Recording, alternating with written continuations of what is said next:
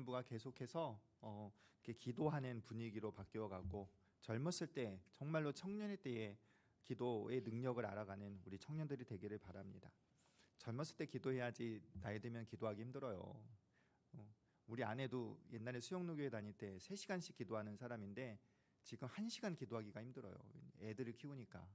시간이 가면 갈수록 우리는 기도할 시간이 없어요. 그러니까 청년의 때에 기도하지 않으면 안 되겠죠. 청년의 때에 힘을 내서, 시간을 내어서 우리 기도할 수 있는, 그래서 젊었을 때의 하나님의 살아계심과 하나님이 나의 삶에 행하시는 그 능력을 경험할 수 있는 우리 청년들이 되기를 바랍니다. 하나님의 능력을 실제적으로 경험하는 일이, 그 일이 우리의 재산인 거예요. 자, 여기까지 하고 오늘 말씀을 전할 텐데요, 우리는 그동안 우리의 구원자 되신 예수님이 누구신지를 배웠습니다. 그는 누구신가? 그는 완전한 사람이시며 완전한 하나님이심을 우리는 배웠어요. 예수님은 우리의 구원자가 되신데, 우리의 중보자가 되시는데, 예수님은 낮아지심과 높아짐 가운데서 선지자로서, 제사장으로서, 왕으로서 우리의 구원 사역을 감당하셨다라는 것입니다. 자, 그러면 이제 예수께서 이루어 놓으신, 이렇게 예수님께서 이루어 놓으신 구원의 일들, 구원의 완성, 예수님께서 피값으로 사신 이 구원을 오늘날 우리에게 어떻게 적용하시는가, 이 문제를 다루는 것이 바로 구원론 그리고 성령론이라는 거예요. 우리의 장로교 신학에서 우리가 다루는 그 구원, 그 성령론은 따로 있는 것이 아니라 구원론에 이렇게 들어가 있어요. 구원론에 같이 성령론이 이렇게 함께 있어요. 왜냐하면은 성령께서 우리의 구원에 적용하시는 이시기 때문에 그래요.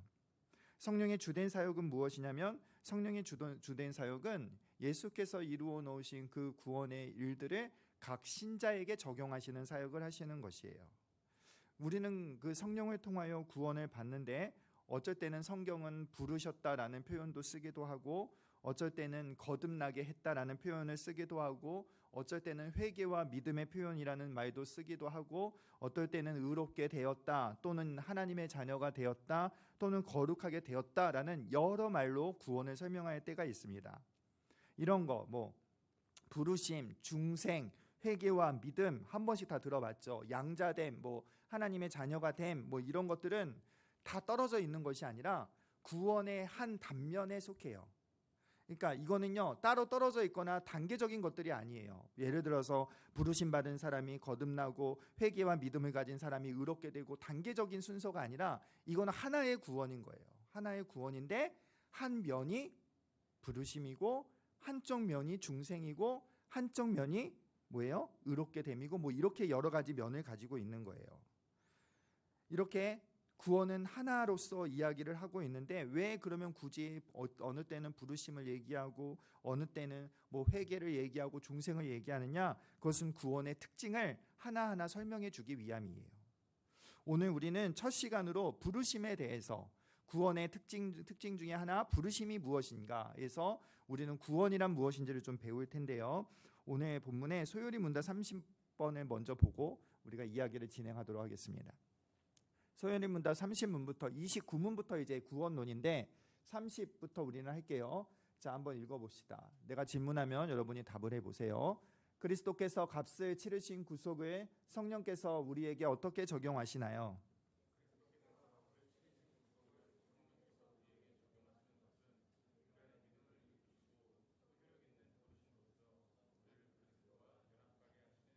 네, 여기서 이제 효력 있는 부르심으로써 우리는 이제 이 부르심에 관해서 조금 더 좀 다룰 거예요. 자, 여러분 성경의 이야기를 먼저 할게요. 자, 사도행전 2장에 가면 베드로가 설교하기를 시작합니다. 그리고 7장에도 베드로가 설교를 합니다. 사도행전 2장은 이제 성령이 강림하신 후에 베드로가 설교하기를 시작하죠. 십자가에 못 박아 죽인 그 예수가 바로 하나님의 아들, 하나님의 아들, 우리의 구원자가 되신다라고 담대히 하나님의 말씀을 선포하기를 시작했어요. 그러면서 너희가 예수를 믿고 너희가 회개하고 주 예수를 믿어라, 이렇게 복음을 전했죠. 이 말을 듣고 많은 사람들이 회개했습니다. 그래서 3,000명이나 예수를 믿었다라고 이렇게 증언을 하고 있어요. 또 7장에 가면 스데반이 설교하기도 합니다. 스데반은 어떻게 설교하느냐? 온 이스라엘 역사를 쭉 이렇게 흩으면서 모세부터 시작해 갖고 바로 예수 그리스도가 누구신지를 증명합니다. 그리고 예수를 믿으라, 너희가 회개하라 하니 사람들의 마음이 찔렸다라는 거예요. 그런데 다른 반응이 일어났습니다. 베드로가 설교할 때도 마음이 찔려서 그들이 예수를 믿게 되었는데, 스데반이 설교할 때는 마음이 찔려서 어떤 행동을 했느냐? 이를 갈고 스데반을 돌로 쳐 죽였다라는 거예요. 같은 메시지를 어떤 사람들에게는 회개와 믿음으로 나타났고 어떤 사람에게는 돌을 던지는 것으로 나타났다라는 것입니다. 또 다른 이야기를 보면요, 사도행전 16장에 가면 사도 바울이 빌립보 전도를 시작합니다. 빌립보 성에 들어갔어요. 그래서 수많은 여인들이 모여 있는데 그 중에 한 여인이 있었습니다. 누구냐? 루디아예요. 사도 바울이 이제 그곳에 루디아에게 가서 그 루디아를 포함한 여러 사람들에게 복음을 전합니다. 사도 바울이 그곳에서 복음을 전할 때 성경에 어떻게 되어 있느냐? 루디아의 마음을 여사, 이렇게 되어져 있어요. 루디아가 마음에 열려져서 복음을 받게 되고 루디아는 이제 바울의 중요한 조력자가 됩니다. 그런데 다른 사람들에 대해서는 언급이 없다라는 거예요. 또 바울이 빌립보 지역에서 감옥에 가게 되죠. 빌립보가 감옥에서 찬송 소리가 찬송을 할 때에 어떻게 됐어요? 땅이 움직이고 감옥의 열쇠가 풀리고 막 도망치는 사람들이 일어나자 거기에 있던 바울을 누가 받느냐? 찬송하는 그 바울을 누가 받느냐? 바로 간수가 받다라는 거예요. 그래서 간수는 대뜸 이렇게 물어봅니다. 어떻게 해야 구원을 받습니까? 갑자기 관심이 어디로 가요? 구원으로 갔다라는 거예요. 예수 그리스도에 관하여 그 간수가 관심을 갖기 시작했고, 그 감옥에 있던 수많은 사람들이 아닌 간수와 그 가족이 구원을 받게 됐다라는 것입니다. 여러분, 우리가 알고자 하는 진리는요, 하나님의 부르심이라는 것인데, 하나님께서 여러 모양으로 우리를 부르신다라는 거예요. 우리를 직업으로 부르실 수도 있고 사역자로도 부르실 수 있고 봉사자로 부를 수도 있는데, 그 중에 있어서 가장 중요한 그 부르심은 무엇이냐? 그것은 성도로서의 부르심이에요. 다시 말해서 구원으로의 부르심이라는 것이에요. 교회라는 의미가 뭐냐면요, 교회라는 원어적인 의미는 불러냄을 받은 자들이라는 의미예요. 불러냄을 받은 자들이 바로 뭐예요? 구원이라는 거예요. 그러니까 교회는 어떤 사람들이 모이는 것이에요? 성도들이 모이는 것인데, 다른 말로 불러냄을 받은 자들이 모이는 것이 바로 교회라는 거예요. 똑같이 복음을 들었던 사람들이 있지만 어떤 여인들은 복음에 무반응했고 어떤 여인은 복음에 반응하여 예수를 믿었어요. 어떤 이들은 찔려서 마음이 회개하여 예수를 믿었지만 어떤 사람들은 찔려서 스데반을 죽이는 사람들이 있었습니다. 똑같이 감옥에 있었지만 어떤 사람은 예수를 믿고 예수님에게 관심을 갖게 되었고 어떤 사람은 전혀 언급이 없다라는 것이에요. 무슨 말을 하려고 하냐면요, 여러분, 예수 믿는 것은요 내 마음대로 되는 것이 아니라는 것이에요.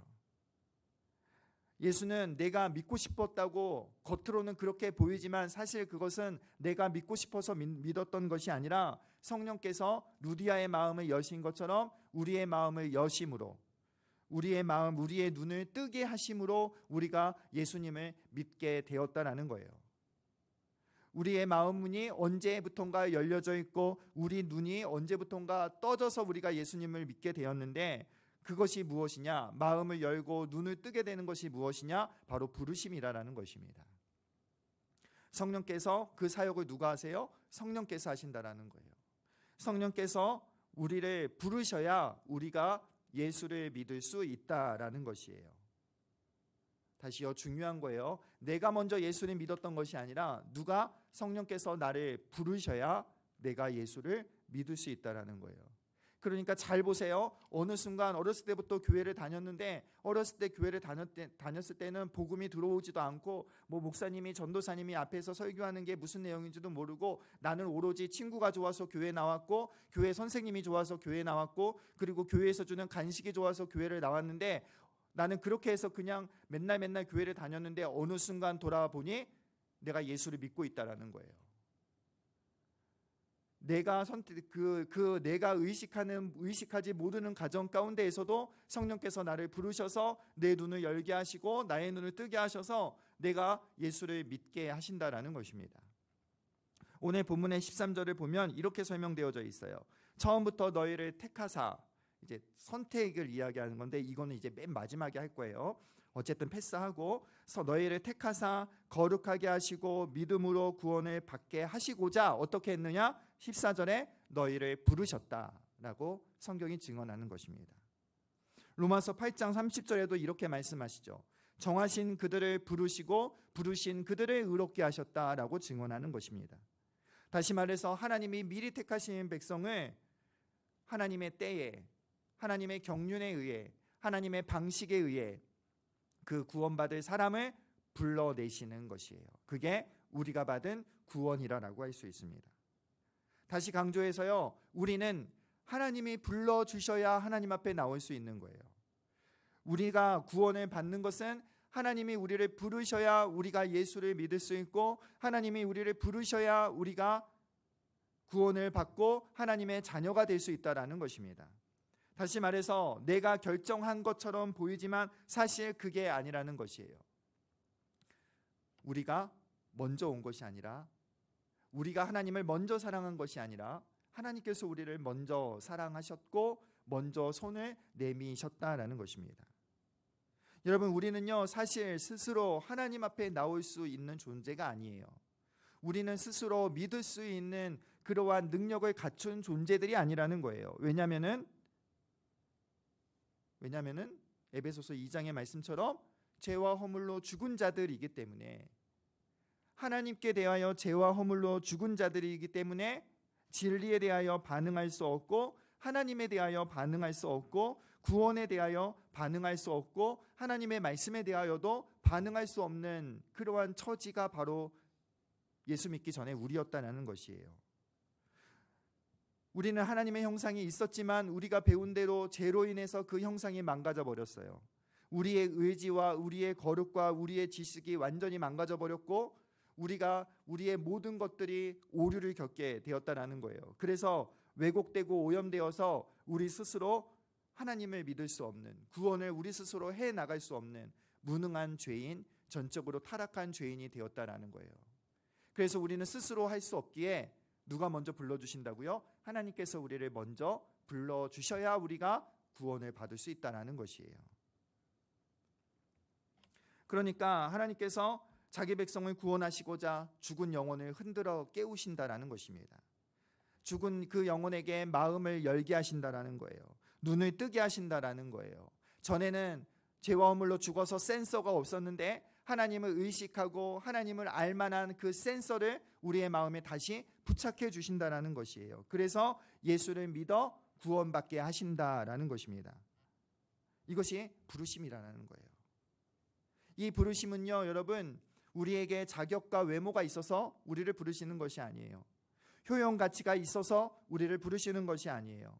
내가 어렸을 때부터 교회를 다녔으니, 내가 교회에서 이런저런 봉사를 했고 내가 그래도 착하니 나를 부르신 것이 아니라 오직 딱 하나, 성경이 말하는 딱 하나, 우리를 불쌍히 여기셔서 우리를 부르시는 거예요. 하나님의 부르심은 긍휼히 여기시는 부르심이라는 것입니다. 나의 공로도 아니고요, 나의 소질도 아니고요, 내가 어느 정도 자질이 있고 능력이 있어서 쟤는 믿을만해, 쟤는 내가 부르면 믿을 거야 라는 그러한 것이 있어서 우리를 부르신 것이 아니라 오직 전적으로 하나님의 은혜의 부르심이라는 거예요.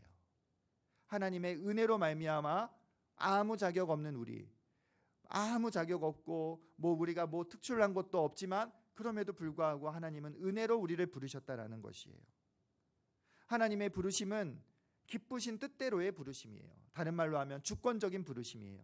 하나님이 부르시면 대답하지 않을 수가 없어요. 하나님이 부르시면 예수를 믿지 않을 수가 없다라는 것이에요. 그 옛날에 그 드라마 도깨비에 나오면 저승사자가 누구 이렇게 호명하면은 바로 반응을 해야 되잖아요. 그 드라마 속에서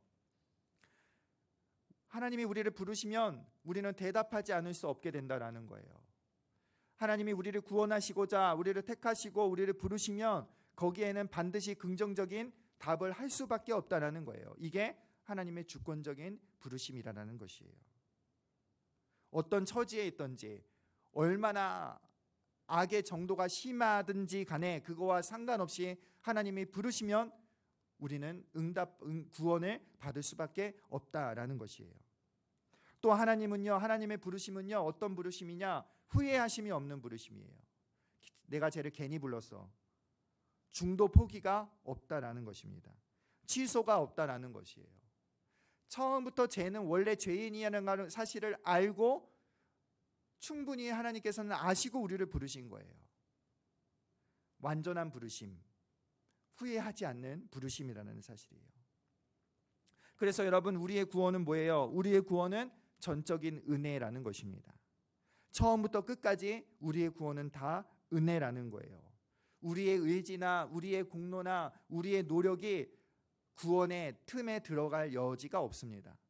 처음부터 끝까지 구원은 하나님의 전적인 은혜요, 주권적인 은혜요, 완전한 은혜라는 것이에요. 그래서 계시록은 구원하심이 보좌에 앉으신 하나님과 어린 양께 있도다. 구원은 오직 하나님과 그 예수 그리스도께 있는 것이지 우리에게 있는 것이 아니었다라는 거예요. 그래서 여러분, 우리가 해야 되는 것은요, 감사할 것밖에 없어요. 예수님께서 우리를 구원하신 것은, 우리를 부르신 것에 대하여 우리가 취해야 하는 행동은 감사밖에 없다라는 거예요. 우리가 하는 예배도 그래서 감사의 예배고 감사의 제사예요. 우리가 하는 찬양도 감사의 찬양이 되어야 하는 거예요. 우리가 살아가는 거룩한 삶도 그 감사에 대한 우리의 모습이어야 한다는 거예요. 우리가 하나님 앞에 헌신하고 봉사하고 헌금하는 이 모든 것들도 그 근원은 어디서부터 시작해요? 나를 부르신 그 은혜에 감사함으로 시작하는 것이에요. 그래서 사도 바울은 뭐라 그래요? 13절에서 이렇게 얘기합니다. 하나님이 처음부터 너희를 택하사 13절에 다시 주께서 사랑하시는 형제들아, 우리가 너희에 관하여 마땅히 하나님께 감사할 것은, 항상 너희에게 감사하는데 왜 감사하느냐? 그것은 처음부터 너희를 택하사 성령의 거룩하게 하심과 진리의 믿음으로 너희를 구원받게 하셔서 감사하다라는 거예요. 만약에 구원의 획득이 사람에게 있다면 사도 바울이 이렇게 감사하지 않죠. 너희가 참 잘했다라고 너희에게 박수를 치겠죠, 그들에게. 그러나 사도 바울은 하나님께 감사한다라는 거예요. 여러분, 우리는요, 예수 믿어줘서 고맙다가 아니에요. 주일학교에 가서도요, 예수 믿어줘서 고맙다의 태도로 우리는 가르치면 안 된다라는 거예요. 교회에 나와줘서 고맙다가 아니에요. 예수 믿어줘서 고맙다가 아니에요. 너희를 부르셔서 너희를 구원하신, 죄인을 부르셔서 죄인을 구원하신 그 하나님 앞에 감사할 것밖에 우리는 없다라는 거예요. 이 말은, 사도 바울의 오늘 이 말은, 너희는 감사하면서 사는 것이 성도의 마땅한 바다, 부르심 받아 구원받은 사람의 마땅한 바라는 거예요. 사랑하는 우리 청년 여러분, 여러분에게 이 감사가 있습니까? 여러분, 구원이 당연한 것처럼 여겨지십니까? 감사와 감격이 있어요? 부를 자격이 없고 부를 만한 어떠한 것이 내 안에 없음에도 나를 부르신 그 하나님의 구원의 은혜에 내가 정말로 감사하고 있느냐라는 거예요. 내가 그 은혜 때문에 눈물 흘려본 적 있냐라는 거예요. 내가 감격하고 있냐라는 거예요. 내가 그 사랑에, 그 은혜, 나를 부르신 그 은혜에 너무나 감사해서 정말로 하나님 앞에 드리고 싶은 거 내가 다 드립니다라는 그러한 믿음의 고백이 있냐라는 거예요.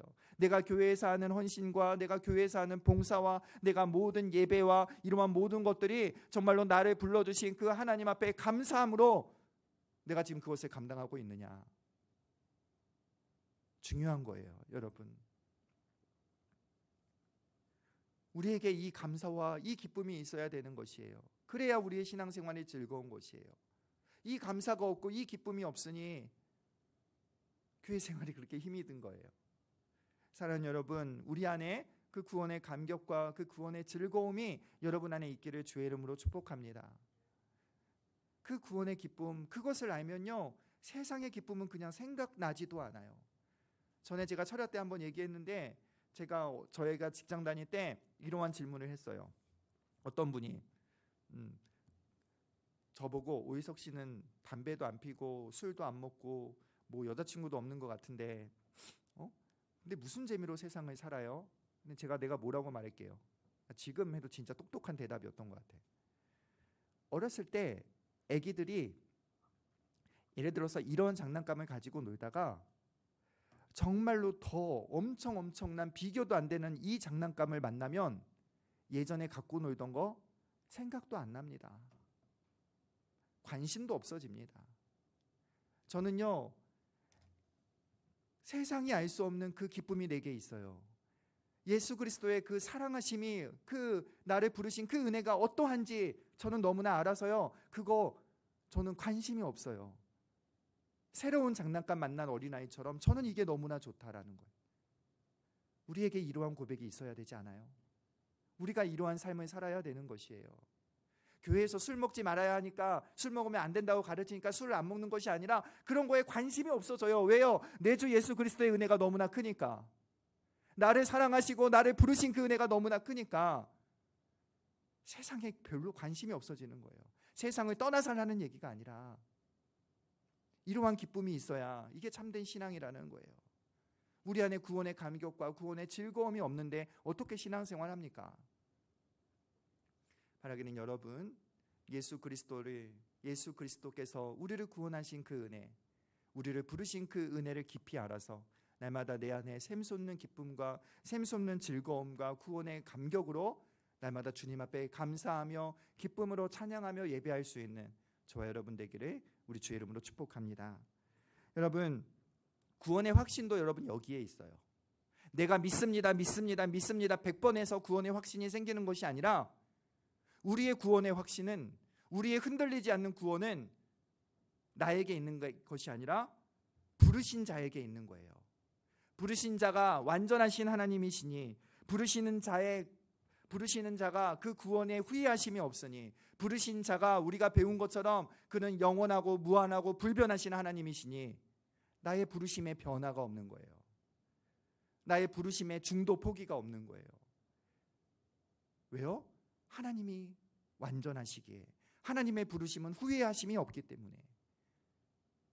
그래서 우리는 확신하는 거예요. 그래서 우리의 구원의 확신은 거기에 있는 거예요. 내가 신앙생활을 잘하고 내가 이번 주에 새벽 예배도 나가고 나는 금요초라도 나가서 내가 구원을 확신하는 것이 아니라, 내가 신앙생활을 잘하고 내 마음이 평안하고 내 마음에 거리낌이 없으니까 구원을 확신하는 것이 아니라, 나를 구원하신 그 하나님의 신실하심에, 나를 부르신 그 하나님의 은혜로 인하여 내가 구원의 확신을 갖고 살 수 있는 거예요. 구원의 확신의 근거는 내가 아니라 어디에 있다고요?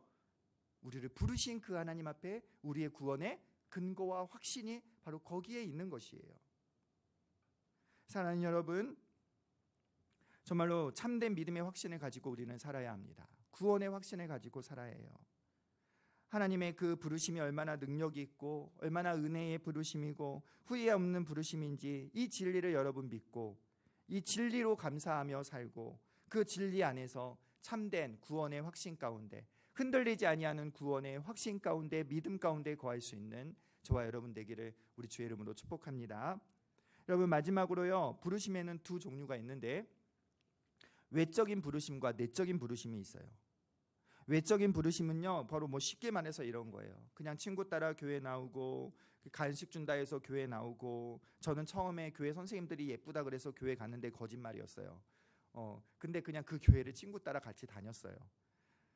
축구한다고 교회 나오고, 뭐 어떤 멘토가 있다고 교회 나오고 등등, 쉽게 말해서 이렇게 교회를 나옵니다. 그런데 이거는 그냥 외적인 부르심이에요.